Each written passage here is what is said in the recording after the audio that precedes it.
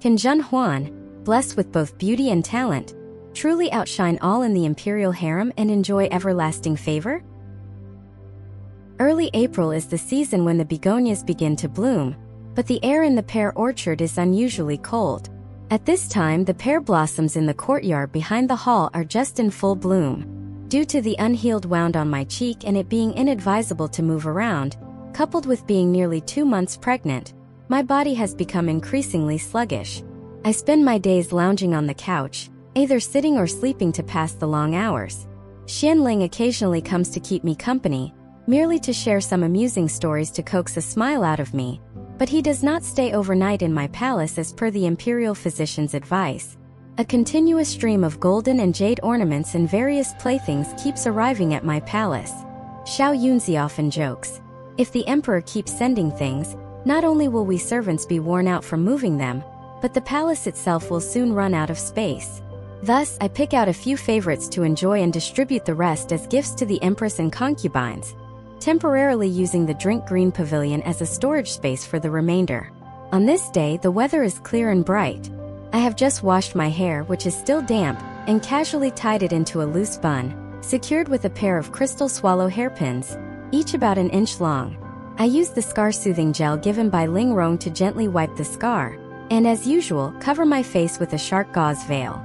The shark gauze is light, dense, soft, and can block dust without obstructing clear vision, making it perfect for a face veil.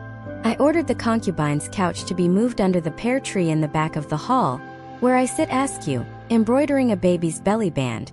The base colors are pomegranate red and apricot yellow, embroidered with a pattern of pomegranates and 100 flowers, each stitch filled with the joy of becoming a mother for the first time and the deep affection for the child in my womb. After embroidering a few stitches, I unconsciously smile with a sense of contentment and peace. Tiring of embroidery, I look up to see the pear blossoms blooming like fluffy, lightweight clouds, their varying shades of white contrasting beautifully with the gorgeous red of my dress, creating a stunning red and white tableau.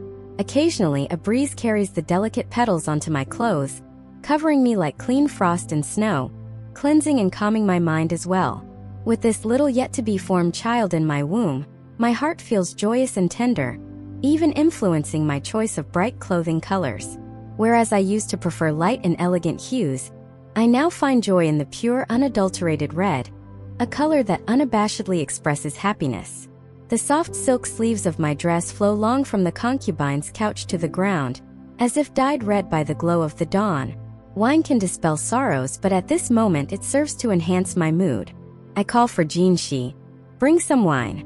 Jinshi brings a jar of pear blossom white, saying with a smile, knowing that Her Highness has been craving wine, especially since you've been forbidden from drinking due to the injury on your hand.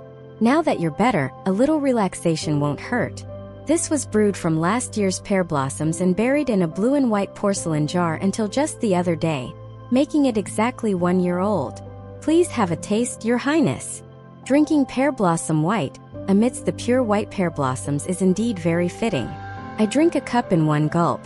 Jinshi leaves with a smile, leaving me to pour and enjoy the wine on my own, finding pleasure in solitude. The palace is quiet, with the blooming and falling of flowers making no sound, a rare peaceful moment in this fleeting life. After a few cups, the wine, drunk quickly at first, slowly begins to take effect. I turn lazily and close my eyes to rest. I hear light, shallow footsteps approaching, the steps of a man. Without guessing, I know it's him. Besides him, which man would have such direct access to my palace in the inner court? Deliberately, I do not get up to greet him, pretending to sleep, curious about his next move. He silences Jinshi's greetings with a gesture, sending her away, and sits by my side alone. A gentle breeze brings a shower of pear blossoms like rain. I feel a pear blossom falling on my brow. He utters a soft hum, and I feel the warm breath on my face, his lips and teeth lightly touching my brow, silently kissing away the fallen petal. He lifts the veil covering my face, kissing from my brow down to my lips, feeding a petal into my mouth. The chewed pear blossom fills my mouth with a pleasant, sweet fragrance. He lowers his head to kiss my exposed shoulders and collarbones, the coolness of the petals contrasting with the prickly sensation of his stubble on my face. Unable to hold back any longer, I open my eyes and chuckle softly, Lang loves to tease me. Ling's eyes twinkle with mirth as he teases my nose. I knew you were pretending to sleep. You couldn't even fake it properly, with your eyelashes fluttering so. I pout. You know I'm an honest person. Lang only bullies the honest ones. He examines the scar on my face, smiling. It seems to have faded a bit. I hastily cover it with my hand and turn away, grumbling. Now I've become one of those plain-faced women. Don't look, Lang. Ling laughs. Have you used the ointment I gave you? It'll be as good as new in a few days. With Huan's unmatched beauty, I doubt there's anyone in this world who can compare. Feeling playful, I retort with a smile. Huan has a sister named Yurao, who is considered a national beauty, second to none, not even to me. Oh. Ling shows a keen interest, asking. There's someone who can match Huan? I must see this. I feign urgency. You mustn't. If Lang sees her beauty, you'll surely want to make her your concubine right away. And then you'll have no room in your heart for Huan. Seeing my feigned distress, he teases me further. To provoke such jealousy from you, she must indeed be a rare beauty. It seems I really must take a new concubine. What title should I bestow upon your sister? A noble lady or a consort, perhaps? Unable to hold back, I burst into laughter, finally managing to say, Huan's sister is but 7 years old this year. I hope your majesty would find this amusing as well. Ling feigns a sudden realization, scooping me up onto his lap and nibbles on my earlobe. You sly little thing. I curl up, laughing and evading him. Stop it, the imperial physician said I need to rest and shouldn't move around much. He lays me down on the concubine's couch and bends over to press his ear against my abdomen, listening intently. In such a domestic and warm scene, he is just like a loving husband caring for his wife and child. I can't help but stroke the nape of his neck that peeks out from his clothing. The flowers bloom quietly, and I think to myself, perhaps this is what peace and tranquility truly feel like. My lips curl into a light, joyful smile as I softly say, What can you possibly hear at this point? Suddenly he stands, lifting me into his arms and twirling me around until I'm dizzy, his laughter booming. Huan, we're going to have our child. Do you have any idea how happy I am? I laugh gigglingly, my laughter causing blossoms to fall like snowflakes, surrounding us with fragrance. I tightly wrap my arms around his neck. All right, I'm very happy too. He casually picks up pear blossom petals that have fallen onto the pillow and compares one to my forehead. The translucency of pear blossoms could rival that of snow. When they fall on your brow, they seem colorless, showing that Huan's skin surpasses the whiteness of snow. I lean against his chest with a smile, grabbing a handful of pear blossoms and holding them in my palm. Indeed, they are translucent and almost insubstantial. I then smile and say, the daughter of Emperor Wu of the Southern Dynasties, Princess Shouyang, was once lying leisurely in the Hanzhong Hall with red plums blossoming in the courtyard. A plum blossom fell, landing precisely on her forehead, its 5 petals spreading beautifully. The palace maids couldn't brush it away, and it was only after 3 days that it washed off with water. From then on, the ladies of the court found it beautiful and began imitating it, drawing plum blossom patterns on their foreheads, which became known as plum blossom makeup. It's just a pity that the pale color of pear blossoms isn't suitable for makeup. Ling says, if you really want to make it into makeup, it's not that difficult. He leads me by the hand to the inner chamber and has me sit in front of a bronze mirror.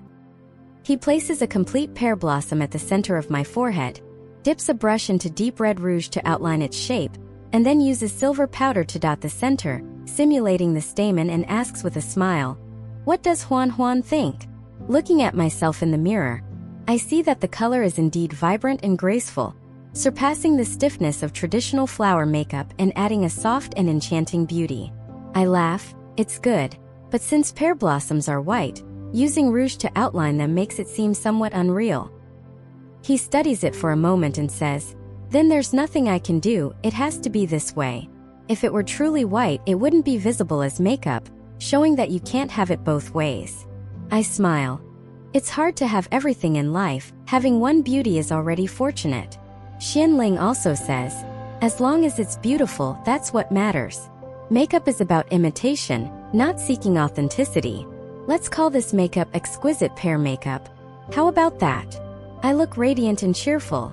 Lang did the drawing and naming very elegant indeed. He too looks pleased with himself and says, "Then you should recite a poem about pear blossoms to enhance the mood." In the quiet afternoon with the palace gates closed, I gaze out at the pear blossoms outside the window and spontaneously utter, "Loneliness in the empty courtyard as spring wanes, pear blossoms strewn about, the gate remains closed." As soon as I speak, I realize my mistake and feel a bit uncomfortable, regretting my words. How could I recite such a self-pitying poem in front of the emperor, especially one that might suggest the lament of a neglected concubine? Such an abrupt recitation is somewhat inauspicious. However, Xianling doesn't seem to mind and simply says, "It's the season of spring, the palace gates are shut, and the pear blossoms are blooming in abundance. But with you by my side, how can I be lonely? Although the poem fits the scene, it's not quite appropriate for the moment. You should be punished." He turns to see an unfinished jar of pear blossom white on the table by the window and decides, "Your punishment is to drink a cup of wine." I take the cup he hands me, smiling as I sip and look into his eyes. "It's appropriate to speak of wine." He immediately responds, "To grow old together with you." Saying this, he reaches over, linking arms with me, and we drink together. His face wears a smile as he asks me, "It's like the posture of drinking bridal cup wine, isn't it?" The deep palace is quiet, but not entirely lonely, for within this solitude there are such tranquil and joyous moments.